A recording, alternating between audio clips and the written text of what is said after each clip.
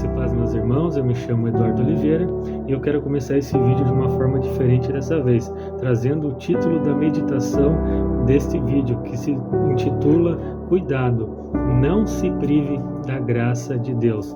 Vou fazer a leitura no livro de Hebreus, no capítulo 12 e no versículo 15. Vou estar usando esse texto como base para este título, que nos diz assim: tendo cuidado de que ninguém se prive da graça de Deus, e que nenhuma raiz de amargura brotando vos perturbe, e por ela muitos se contaminem. Meus irmãos, então, por que esse título? Cuidado, para que ninguém se prive da graça de Deus. O que é a graça de Deus? A palavra graça significa favor não merecido. Então, quando nós vivemos a graça de Deus, nós estamos vivendo um favor de Deus que nós não merecíamos. Amém? Então, independente do que nós fizer, por mais que nós nos esforçamos, nos colocamos, por mais que nós nos consagramos, nós nunca seremos merecedores da graça de Deus, que é um favor não merecido. E esta graça de Deus, ela não é exclusivamente de uma só pessoa, não. A graça de Deus, ela está sendo derramada sobre todas as pessoas que existem na humanidade, no globo terrestre. A graça de Deus, ela não é exclusiva, ela é compartilhável. Mas, no entanto, nós conseguimos nos privar da graça de Deus quando algo chamado amargura se enraiza no nosso coração. E é sobre isso que eu quero falar nesse vídeo, sobre a raiz da amargura. E como é que a raiz da amargura se forma? Primeiro, a raiz da amargura se forma através do momento em que eu faço duas coisas. Primeiro, o ato de não perdoar alguém. Segundo, o ato de eu não me auto-perdoar, não aceitar o perdão sobre a minha vida. E eu quero começar com esse, o ato de não aceitar o perdão sobre a minha vida, usando um exemplo bíblico.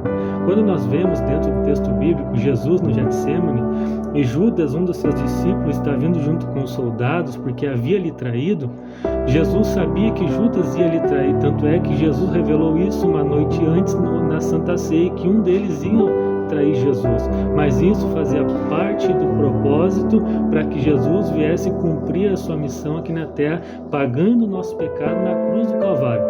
Quando Judas chega no Getsemane, Jesus recebe Judas com a seguinte palavra: amigo, aqui vieste.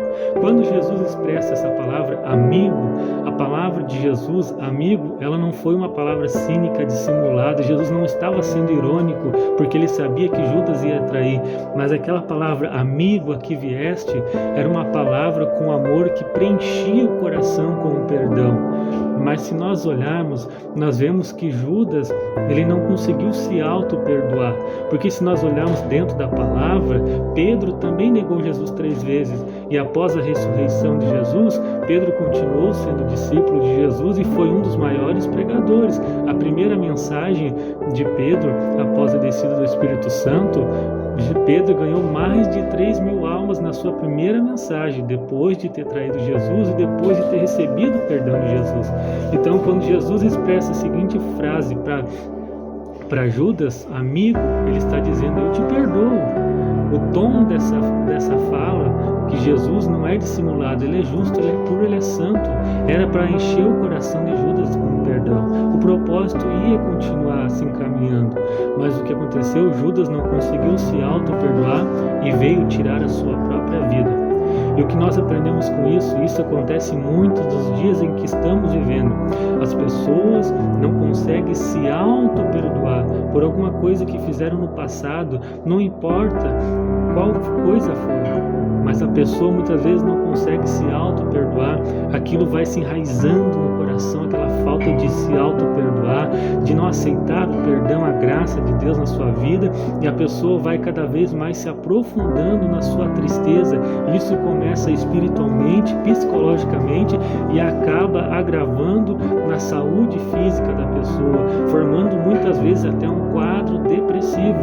Mas a palavra de Deus vai dizer também que nisso entra as hostes espirituais da maldade de Satanás. Por quê? Porque Satanás, ele é o acusador de nossas vidas e ele vem para expor a nossa debilidade, ele vem para nos trazer como acusador. E como é que ele faz isso? Como ele faz esse papel de acusador? Muitas vezes usando pessoas perto de você para tentar apontar o erro que você cometeu no passado e você não consegue se auto-perdoar. Mas Jesus, quando pagou por nós os nossos pecados na cruz do Calvário, ele derramou a sua graça, o seu sangue purificador sobre a nossa vida, trazendo perdão para mim e para você. Por isso você precisa se auto-perdoar, para que você não venha se privar da graça de Deus sobre a tua vida. E junto com a graça de Deus sobre a tua vida, que é o favor não merecido, vem as bênçãos de Deus sobre a tua vida. E a segunda coisa que eu quero falar rapidamente é sobre o ato de perdoar ao próximo. Nós sabemos a importância de perdoar o próximo, porque eu sei que é difícil, mas quanto mais você guardar no teu coração a mágoa, a tristeza por uma ofensa, por algo que aconteceu contra a tua vida, mais ela vai se enraizar e mais você será privado. Vai criar uma barreira entre você, a graça e as bênçãos de Deus. Amém? Então guarde essa palavra, cuidado, não se prive das bênçãos de Deus sobre a tua vida. E eu quero encerrar trazendo uma leitura que se encontra no livro de Romanos, capítulo 8, e no versículo 35, que diz assim: quem nos separará do amor de Cristo? A tribulação? Não. A angústia? Não. A perseguição? A fome? A nudez? O perigo? A espada? A guerra? Não. E versículo 38, porque como está escrito que nem a morte, nem a vida, nem os anjos, nem principado, nem potestade, nem o presente, nem o porvir, nem a altura, nem a profundidade, nem os anjos, nem qualquer outra criatura poderá nos separar do amor de Deus que há sobre nós em Cristo Jesus. Jesus te ama, Ele te perdoou. Aceite, se auto-perdoa. Cuidado, não se prive da graça de Deus na tua vida. Que a graça e a paz do Senhor te acompanhe e te abençoe em tudo que você fizer.